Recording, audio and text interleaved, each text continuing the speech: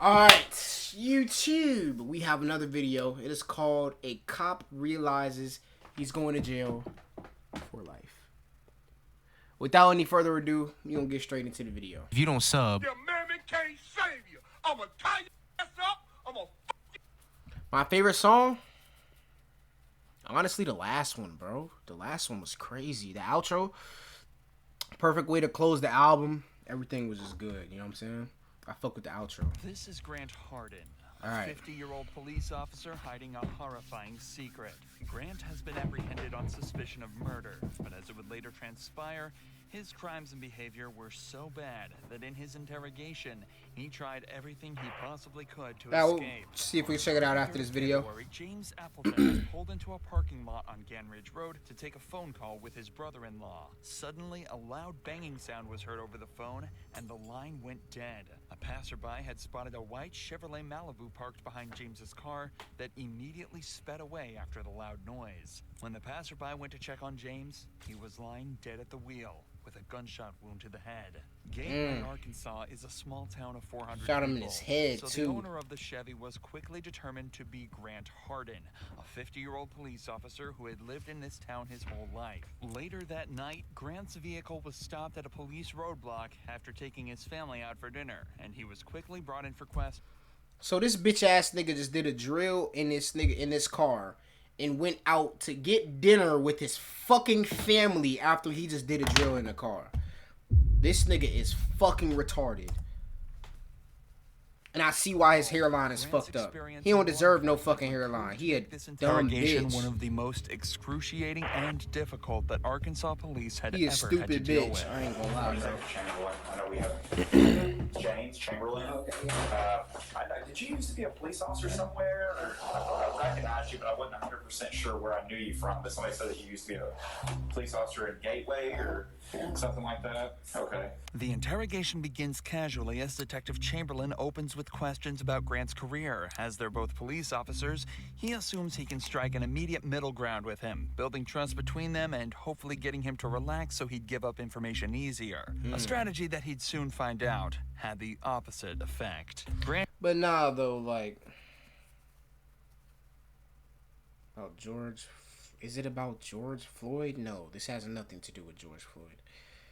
This guy is a cop, and he killed somebody. That's has literally then it. read his rights, but don't decides have nothing to this do with is where George he's Floyd. going to start making it difficult for the detectives. Here's the thing. I want to talk to you about what you've done today. Okay. Can you just take me through when you woke up this morning to when you got stopped by the police out there in what's the name of that road that you were on? I'm sorry, I'm going drunk. Ganridge. I'm not gonna say anything after I've been read those rights yet. Okay. I Well, don't know what's going on. I am kind of sickly to what I'm here for and things. Up until this point, Grant hasn't been told what he's been brought in for, and states that he's feeling sickly given the circumstances he's been put into.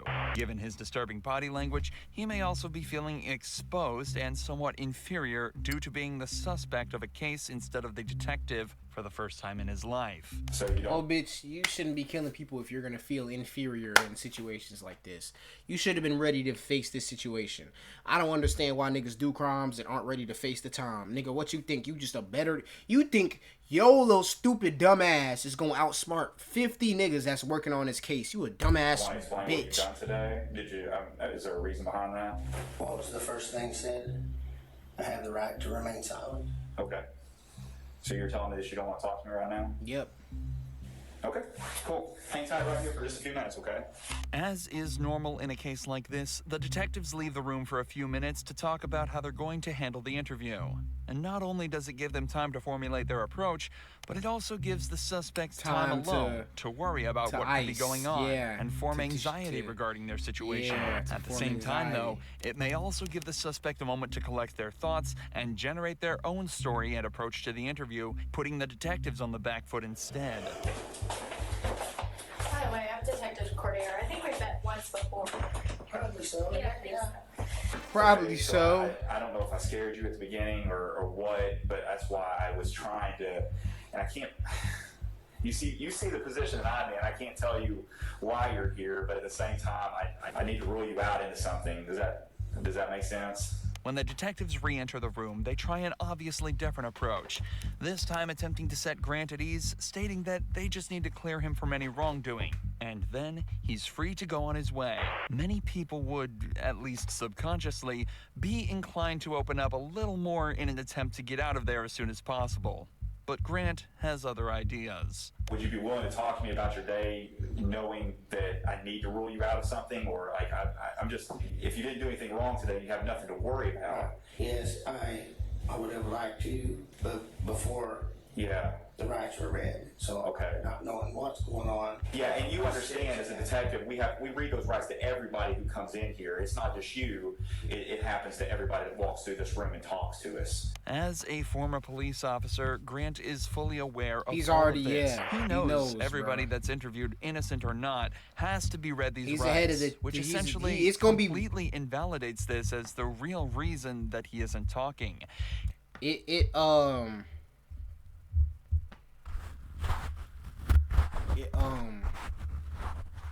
It's gonna be a lot harder to like break him down, I guess you could say, just due to the fact that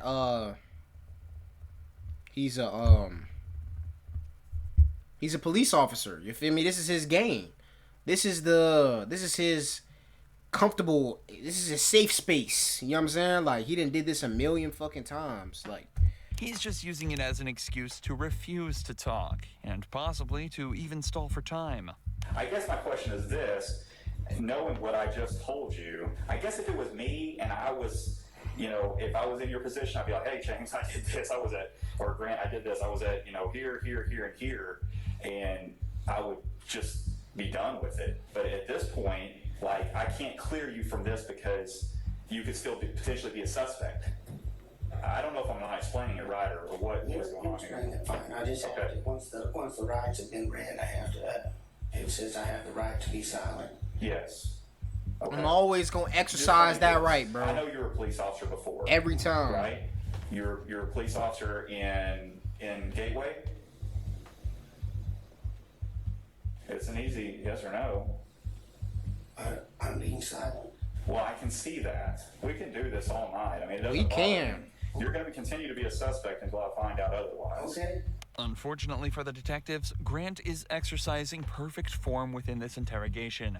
Refusing to talk greatly hinders the investigation as a whole and completely prevents the detectives from making progress, all while being completely legal. This is why Exactly. Detective Chamberlain is starting to appear visibly annoyed and decides to take a break from the interrogation, as letting emotions take control in an investigation like this can be extremely dangerous for the detectives. But once again, this time alone can also give the suspects the chance to come up with a plan. What the fuck you think he doing? Why the fuck is the door open? Oh, I need to go You need to go where? home or get ready for work in a little bit. Okay, we'll just have a seat and I'll get it for you. Okay. Okay. All right, thank you. Hey, Yes, sir. the other officer told me you want to talk to me again. What's going on? I'm just ready to go. Okay. And I'm not ready for you to go yet, so you're not going to be able to go. I've got other things that I'm doing right now, so. Oh, I was gonna go. Oh, And no, I you're not wanted going to to tell go. you that. Okay, yeah, no, you're not. But I Same wanted, time. okay. Perfect, thank you. Oddly enough, in many other investigations like this, now is around the time where an officer may attempt to come to a decision regarding the suspect. The interview is obviously at a complete standstill and no progress is being made in any direction. The standard You talking about is protocol he would be to retarded? either gather the information needed to charge the suspect for a crime or release them based on a lack of evidence. But whether the detective thinks he can extract more information or if it was an ego-based decision, Grant is told to stay and continue the interrogation.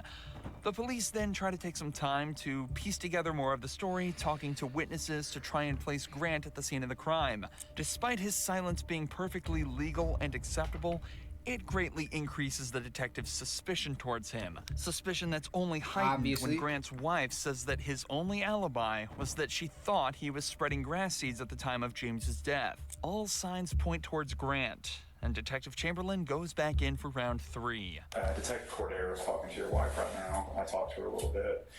So I've kind of got a timeline of where you were and where you weren't today. We all know what happened, okay? I'm not trying to get you in any trouble. I'm not trying to get her in any trouble. You've got a little daughter, she's 16, who needs her parents, okay? I don't They be know saying all if- this and their objective is to put you in handcuffs, bro. Them niggas be fucking lying. I ain't gonna lie. Like, they number one objective is to put you in handcuffs because they know what you did. But they will sweet talk you and make you think they fuck with you, bro. Like, them niggas don't you had fuck a with you. problem with this guy for a while, and this was an accident, or you maliciously chased him down, or what happened. But if I don't get your side of the story, I won't ever know. We're writing a book. You got chapter 1, you got chapter 2, and chapter 3. Chapter 1 is what happened today, what started out today, how your day started. Chapter 2 is what led up to the incident, and chapter 3 is you telling me about what happened to lead you up to that. I know you went to eat, out tonight. I know what you said at dinner. I know that you went to Lowe's afterwards. I know everything, but I don't know what caused the incident. And if I don't know that, He on this nigga ass. This nigga said he know everything. I'll give you one more chance here in a few minutes, and I'm not going to talk to you anymore. I'm telling you that. Well, what happened? I know, you know. We have witnesses that put you there. They physically ID'd you. The 2 cars that drove by. Look, man, I just want to know why it happened. I'm going to sleep good tonight regardless. I don't think you will. At the time of the murder, when the 2 cars were parked up beside each other, the man in the white Chevrolet waved to the passerby past before the gun was fired. As they passed, they were able to get a good look at the driver. And unfortunately for Grant, it was Andrew Tillman, another resident of the small town who had known him since he was a child, and was hence able to undoubtedly place him at the scene of the crime as Knowing the him, gun oh went shit, off. my camera. Both Grant Knowing him and Chamberlain since he was a know child? without a doubt what happened to James. But Grant also knows that his only chance of escaping is to continue to remain silent and pray that they can't gather the evidence they need. The detectives are now forced to try almost anything they can think of to get movement out of Grant, starting with allowing him to see his wife and daughter in hopes that it will invoke some sort of emotional reaction within him and get him to talk. Your wife's about to leave. She wanted to give you a hug before she left. Are you good with that?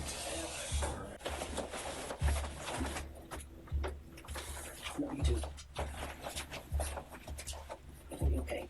All right, I'll be back in a few minutes. Thank you. Unfortunately, even this doesn't work. Yeah, he's a So cop, bro. He instead, knows, bro. Detective Cordiero decides to return alone with a more calm and sympathetic demeanor in a second attempt to build trust with Grant. Often, male suspects are more likely to build a subconscious connection with female detectives due to them often thinking that they're less threatening and more understanding. Realistically, this is the last option the detectives have. All right. Get ready to think about laying down up on that desk, but it looks awful hard. Yeah, I don't know if you'll be any more comfortable up there than what you are now. Can you help me understand how we got to this point? I don't know. I don't know. Man, I remember being on patrol and running into you one night. Help me out on a call, back me up. Oh, It was way back in, I guess almost 3 years now. well, 2 That ain't way back, bitch. That's a couple years ago. Yeah, something like that. you guys are always good to help us, help me too. Yeah, absolutely. Brad, you was always right there, man.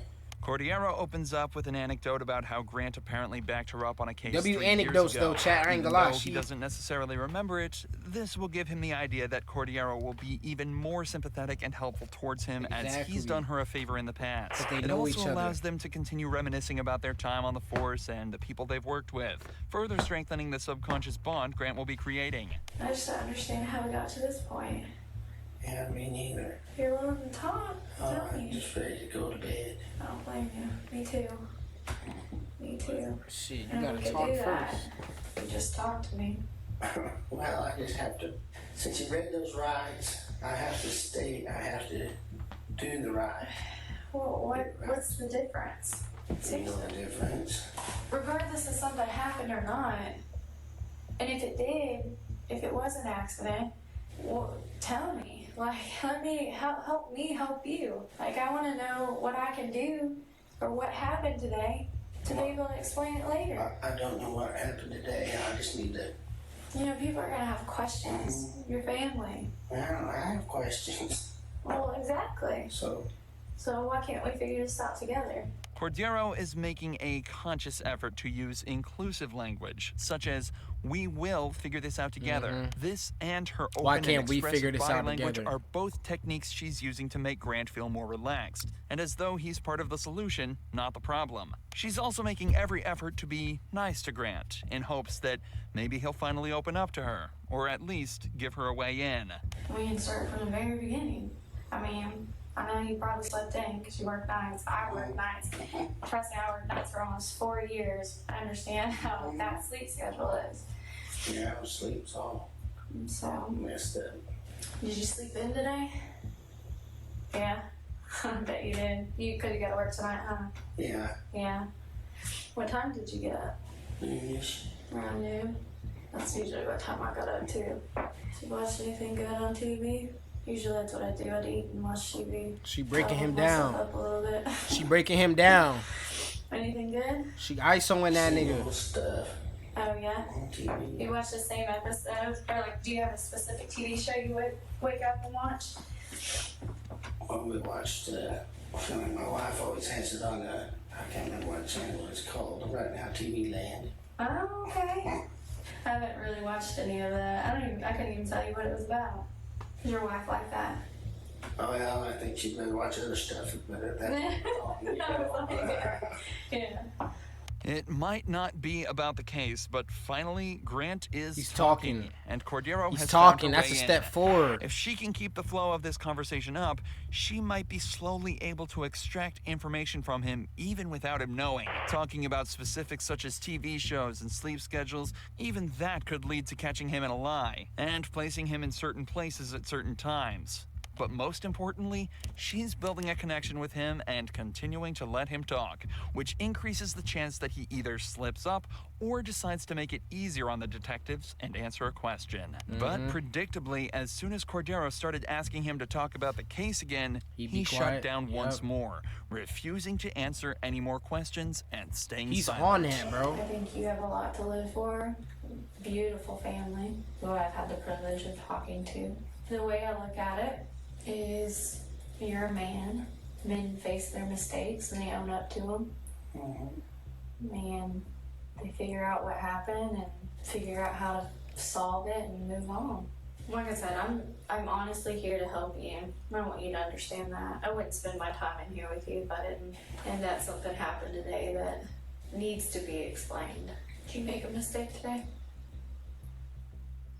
Even after reminding him of his family, Grant doesn't move an inch. Again, realizing that his only chance of being let off is to not speak and hope they don't find anything. You know he did I that like shit. you, I like this fella that was a detective here, and I know y'all don't care about any of that and stuff, and I just don't know how to, I haven't had this happen before, being brought in and interrogated for something, so, I know you don't care, but I just don't know how to be silent, sitting over here looking like a jerk. No, you're not.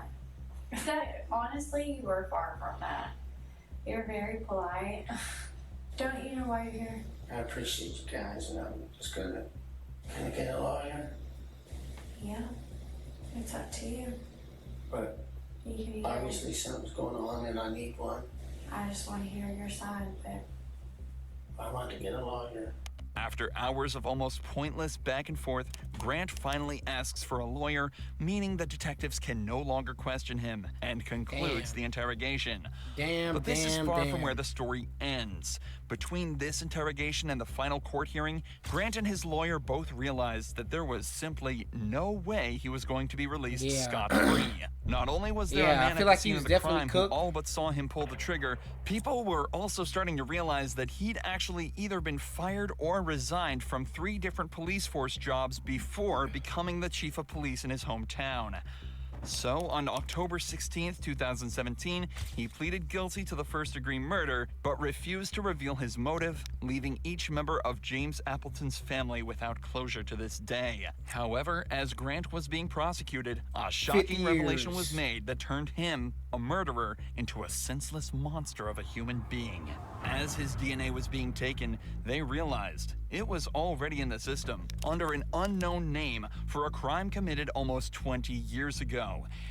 In November of 1997, a teacher at Frank Tillery Elementary School went to the teacher's lounge bathroom only to be met by a man brandishing a gun that forced her into a stall. The man then raped her and fled, taking care not to touch anything or leave evidence behind, except for the he left on her clothes. Local police did everything, raped her and fled, taking care not to touch What anything. the fuck, my nigga?